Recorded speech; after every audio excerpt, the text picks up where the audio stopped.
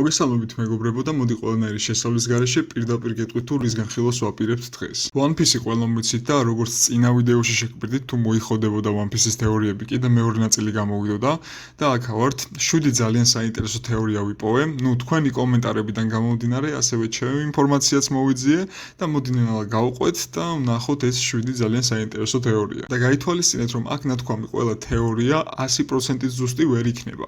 ზოგი არის ადამიანის მონაფიქრები, ვიღაც random ტიპმა მოიფიქრა რომ ეს შეიძლება ასე იყოს და ხალხს დაეواسა ეგ აზრი და მაგიტო ვიძახი ამას ან შეიძლება ზოგი მართლაც რაღაც მხრივ სწორი იყოს ამიტომ მკაცრად ამ ყველაფერს ნუ შევხედავთ უბრალოდ გავერთოთ ერთად ვიღადავთ ამ თეორიებზე ან თქვათ რომ ხო არ გადაუp რა მაგარი თეორია და ხო ანუ სერიოზულად მოდი ძალიან სერიოზულად მივუდგებით და დავიწყოთ ესე იგი პირველი თეორია რომელიც კომენტარებშიც უამრავჯერ დაიწერა რა თქმა უნდა ეხება შავწვერას და შავწვერაზე ნათქვამი არის და თეორიაც არსებობს და შეიძლება რეალობაც კი არის რომ მას აქვს სამი სხვადასხვა პერსონალიტი ანუ სამი სხვადასხვა ადამიანი არის ერთ სხეულში ეს სხვადასხვა One Piece-ის დასაწყისიდანვე იყო ნათქვამი როდესაც ლუფი და ზორო შეხვდებიან სამწვერას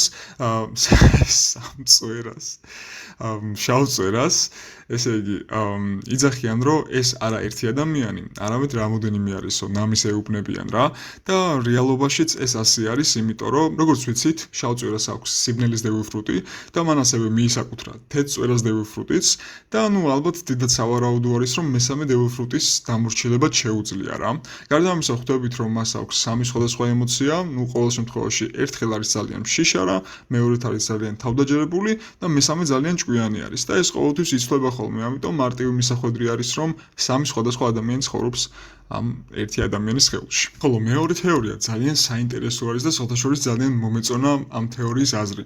ესე იგი, როდესაც ენილი დამარცხდება ლუფის წინაშე, ამის შემდეგ ენილი მიდის მთვარეზე. ეს მანგა პანელი არის ასეთი, რომელიც შემიძლია ამოყარო აქ რამოდენიმე, როდესაც მთვარეზე ავა, იქ დახვდება პანეოგლიფი. და ასევე იქ დახვდება რობოტები და ერთი თეორია არსებობს რომ მთვარეზე მცხოვრები ხალხი არიან იმ გამოტოვებულ შუალედში მყოფი ხალხი რომლებმაც თავისი ასე რომ ვთქვათ განვითარებული ტექნოლოგიით შექმნეს დევილფრუტები ამიტომ არის რომ სხვა ანუ დედამიწა სადაც ეს ხალხი არსებობს უარყოფს ამ დევილფრუტებს და მაგით არ შეუძლიათ ცურვა და რავი ანუ ძალიან საინტერესო თეორია იქნება რომ რაღაც ვთქვათ განვითარებული ხალხი რომელიც მთვარეზე ცხოვრობდა დედამიწაზე ჩამოვიტანეს დევილფრუტები ომი დაიწყო დედამიწასა და მთვარის ხალხს შორის და შემდეგ ეგ პერიოდი არის გამოტოვებული რომ რავი ალბათ დედამიწა დაეცვათ მაგრამ ძალიან საინტერესო თეორია არის იმიტომ რომ აი ასე უბრალოდ ენილი მთვარეზე არ ავიდოდა და იქ არ იქნებოდა პანეოგლიფი დადებული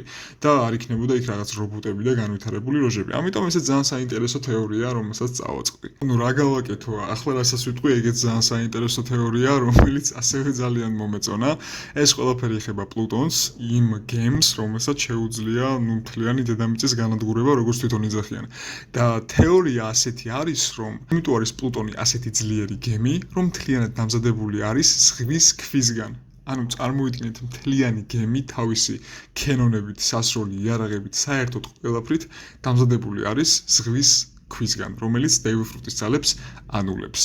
და ნებისმიერი ტიპი, რომელიც ამ გემს შეეხება, იქნება უძლური, ვერაფერს ვერ გააკეთებს და სწორედ ამით შეიძლება აიხსნას ის ფაქტი, თუ რატომ შეიძლება ეს გემი იყოს ასეთი ძლიერი. ჩემი აზრით ეს ძალიან საინტერესო თეორია არის და მინდოდა რომ აქ ჩამეგდო, რატომაც არა. ხოლო შემდეგი თეორია უკავშირდება კროკოდილს. ესე იგი, როგორც ვიცით, კროკოდილი შეიძლება თავიდან, ნუ კროკოდილს რო ვეძახი, უბრალოდ ხუმრობით ვამბობ ამას, იმიტომ რომ ეგრე უფრო სასიլოა რო ვეძახი კროკოდილი. ხო, ესე იგი, კროკოდილს აქ ძალიან საინტერესო თეორია. ესე იგი, თავიდან შეიძლება ბატონი კროკოდილი შეიძლება ყოფილიყო ქალბატონი კროკოდილი. იმიტომ რომ როდესაც ვნახულობთ როჯერის სიკვდილი დასჯას, ყველა სახე ჩანს გარდა კროკოდილისა. და ნუ თითქოს რაღაცა ქალის ფიგურას უფრო გავდა, ვიდრე კაცის. და მერე, როდესაც ივანკოს ხვდება, ივანკოვთან აქვს ძალიან უცნაური დიალოგი. და რო ეძახის crocodile boy, რაღაცნაირად იშმუშნება რა კროკოდილი, ანუ ცხვენიასავით ეგ დიალოგი რა და შეიძლება წარსულში კროკოდილი იყო ქალი და შემდეგ იმ ჰორმონების დევილფრუტით გადაკეთდა კაცად. ძალიან საინტერესო თეორია. ალბათ ეგრეც იყო. სანამ ბოლოს ამ თეორიას განვიხილავთ, დიდი თხოვნა მექნება რომ დაალაიქოთ ვიდეო და გამოიწეროთ არხი. ნუ რა თქმა უნდა, ეს ვიდეოც თუ წინანდელი ვიდეოსავით ბევრ ლაიქს დააგროვებს და ბევრ ნახვებს. რა თქმა უნდა, კიდევ გავაგზავნებთ ამ თეორიების ნაწილს, ასე რომ ვთქვათ, და part 3 გამოვა. უბრალოდ თქვენგან მხოლოდ დალაიქება აუცილებელი და არხის გამოწერა. მეტი არაფერი საერთოდ. ასევე შეგიძლიათ კომენტარებშიც დაწეროთ, თქვენ რას ფიქრობთ, რა საინტერესო თეორიები გაქვთ, ნებისმიერი მე მათ წავიკითხავ, საუკეთესოებს ამოვარჩევ და სხვათა შორის სწორედ პირველი თეორია, აი იმ შავ წვერაზე, იყო კომენტარებიდან გამომდინარე ნათქვამი, იმიტომ რომ თქვენმა უმრავლესობამ, აი ძალიან ბევრმა თქვა ამის შესახებ და საჭიროდ ჩავთვალე რომ ჩამესვა. გარდა ამისა, ჯოი ბოიზიც არის რამოდენიმე თეორიები, რომლებიც მომეწონა კომენტარებში და ამასაც აუცილებლად ჩავსვამ შემდეგ ვიდეოში, რა თქმა უნდა, თუ ბევრ ლაიქს და ნახვას დააგროვებს, ამიტომ დალაიქეთ ვიდეო, გამოიწერეთ არხი და ახლა გავაგზავნოთ. შემდეგი თეორია ისევ ენელირომ მთვარეზე იყო, მაგას უკავშირდება.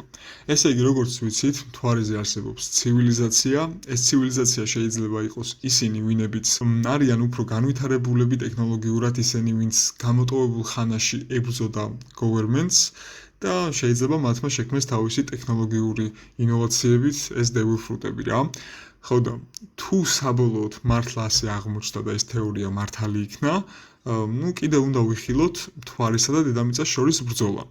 და აქ არსებობს ერთი თეორია, რომ ამ ყველაფერში დაგვეხმარება ფუჯიტორა, რომელსაც აქვს გრავიტაციის devil fruit. ამ გრავიტაციის devil fruit-ს თუ ის გამოაღვიძებს, მოახერხებს რომ მთვარე დედამიწაზე ჩამოაგდოს, ანუ როგორც მეტეორი, რის შედეგადაც მოხდება მთვარესა და დედამიწას შორის შერკინება, ფუჯიტორა ამაში დაეხმარება, შეიძლება governments ან რაღაც მსგავსი უნდა მოხდეს წესით. მაგრამ ალბათ ესეც თეორიის დონეზე დარჩება, იმიტომ რომ ძალიან ბევრი რაღაცა არის დაუზუსტებელი რა, იმიტომ რომ ჯერ საერთოდ არ ვიცით თუ არის მოსახლეობა არის ის გამოტოვებულ ხანაში მყოფი მტერი და ასევე გამოაღვიძებს თუ არა ფუჯიტორა ეგეთ დონეზე თავის devil fruits. მაგრამ ეგეც ძალიან საინტერესო იქნება. შემდეგი თეორია უკავშირდება უსოფს და უსოფს როდესაც რაღაცა უკავშირდება, უმეტეს შემთხვევაში ხადაობა არის ვიდრე თეორია, მაგრამ მოდი მაინც ვთქვათ. იდეაში რაც უსოფმა აქამდე მოიტყუა, ყველაფერი რეალობად ახდა მომავალში. ანუ მომავალ ეპიზოდებში. ამიტომ ზოგი ხალხი იძახის თეორიის დონემდე, რომ უსოფს აქვს რაღაც მომავლის ხედვის ძალები, რაც მას ეხმარება, რომ ასე რომ ვთქვათ, ვანგა იყოს წინასწარ მიხვდეს, რაც შეიძლება მოხდეს და ამას ზალაუნებურად აკეთებს. ანუ თავისი ჭკუით კი იტყუება, მაგრამ რეალურად სიმართლეს ამბობს, რომელიც ჯერ არ მომხდარა. საინტერესო თეორია თქო ვერ ვიტყვი, მაგრამ ხუმრობა, მაინც რატომ არ ვთქვათ ესეც. ბოლო თეორია უკავშირდება ვეგაპანკს. შეიძლება ეს თეორია ბოლომდე 100%-ით ზუსტი არ იყოს და იდეასაც არ მიყვებოდეს One Piece-ის, მაგრამ მოდი მაინც ვთქვათ. შეიძლება ვეგაპანკს ჰქონდეს ისეთი იარაღი, რომელიც რაღაც დროის განმავლობაში ანულებს devil fruit-ის ძალებს. და რატომ არის ახლა ეს საჭირო თეორია? იმიტომ რომ როგორც ვიცით, თუ გვინდა რომ Laugh Tale-ზე შევიდეთ, ვისაც კი devil fruit-ი აქვს ნაჭამი, წესით იმ კუნძულზე ვერ უნდა შევიდეს. მაგალითად ავიღოთ ბაგი. ბაგიმ როდესაც devil fruit-ი შეჭამა და როჯერი ბაგისთან ერთად მიდიოდა Laugh Tale-ზე, როგორც ხედავთ, ბაგი ცუდად ხდება. სიცხეს აძლევს და ის არის ერთადერთი ქრიუ წევრი, რომელსაც ამ მომენტში devil fruit-ი ქონდა ნაჭამი, ცუდად გახდა და მოუწია რომ დარჩენილიყო Laugh Tale-ის გარეთ. ანუ ეს იმაზე მეტყველებს, რომ ვისაც devil fruit-ი აქვს ნაჭამი, არ შეუძლია ამ კუნძულზე შესვლა. ამიტომ Vegapunks ექნება რაღაც იარაღი, რომლითაც დროებით გათიშავს devil fruit-ის ძალებს, რომ ნებისმიერი crewmate იყოს Luffy-ის წევრები, ან ნებისმიერი Law-ის წევრები ვთქვათ, ან Kid-ის, რომ შევიდნენ ამ კუნძულზე და შემდეგ მათი devil fruit-ები ისევ ჩაერთვება, როცა გაცდებიან ამ საზღვარს, ასე რომ ვთქვათ, რომელიც ხელს უშლის მათ და მერე უკვე იქ მოხდება ყველაფერი, რაც მოხდება. კი მართალია შანქსი ჭკვიანურად ფიქრობს, რომ მის არცეთ გუნდის წევრს არ აქვს devil fruit-ი ნაჭამი, მაგრამ Vegapunks დახმარებით ამაზე Luffy-ს ფიქრი არ მოუწევს. რაც ჩემი აზრით ძალიან საინტერესო თეორია არის და იმ იდეას კი აქ არწყლებს, რომ თითქოს მარტო შანქსმა იცის ამის შესახებ, მაგრამ მაინც ისეთი კარგი რაღაცა არის, რომ თქვათ იმის გამო რომ devil fruit-ი აქვს ნაჭამი, Luffy რომ არ ჩამორჩეს ისტორიას, მაინც მოახერხოს One Piece-ის პოვნა და ასე შემდეგ. ამიტომ ჩემი აზრით ესეც ასე თუ ისე საინტერესო თეორიაა. მოგესალმებით მეგობრებო, დღეისათვის სულ ეს იყო. იმედია მოგეწონათ თეორიები. ჩემთვის რამოდენიმე ძალიან საინტერესო იყო და ძალიან ჩამთრევიც. და თუ გინდათ რომ კიდევ მსგავსი ვიდეოები გადავიღო, აუცილებლად უნდა გამოიწეროთ არხი და დაალაიქოთ ვიდეო. რა თქმა უნდა, დამიკომენტარეთ თქვენი თეორიებიც, იმიტომ რომ ძალიან საინტერესო არის, უამრავს ჩავყევი და ყველა ძალიან მომეწონა და რაღაცეებს ვიდეოში ვიტყვი კიდეც. ოღონდ მთავარია ამ ვიდეომ დააგროვოს ნახვები. ეგ არის ყველაზე მთავარი, რომ კიდევ მეტი თეორიების ვიდეოები გადავიღო. ამის შემდეგ ვფიქრობ, რომ Demon Slayer-ზე გადავიღო, მაინც ყოველ შემთხვევაში, იმიტომ რომ ახალი გამოსული არის, ახალი ეპიზოდები იწყება, თითქმის უკვე მთავრდება Demon Slayer-იც და ჩემი აზრით საინტერესო იქნება ცოტა თუ შევურევთ. მაგრამ რა თქმა უნდა, თეორიებიც გამოვა. ასევე სხვადასხვა ვიდეოებზე ვფიქრობ და შეგიძლიათ ეგეც დააკომენტაროთ თუ რაიმე იდეა გაქვთ მაგალითად Solo Leveling-იდან ან Hunter x Hunter-იდან, უამრავი. თქვენ უბრალოდ დაწერეთ, მე ყველას ვნახავ, განვიხილავ და რა თქმა უნდა, ნელ-ნელა ყველაფერი მოიხოდება. და აბა მომავალ შეხვედრამდე.